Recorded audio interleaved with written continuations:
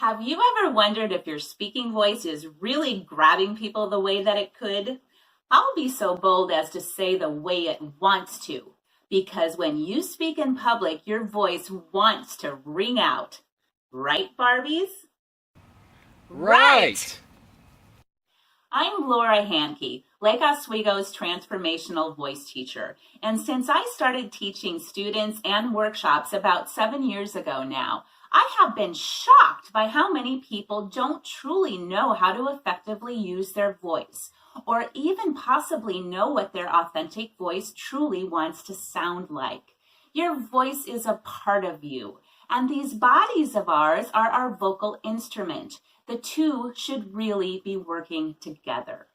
Now, I see the same 4 main problem areas over and over again. And the one we're going to discuss in this video today is pitch. Speaking in too low of a pitch can lead to vocal fry, as classic Barbie is going to help me demonstrate.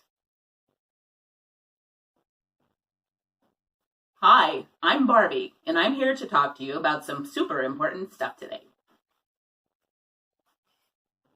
Learning to speak in your authentic pitch range will go a long way towards really grabbing your audience so they listen to and remember you.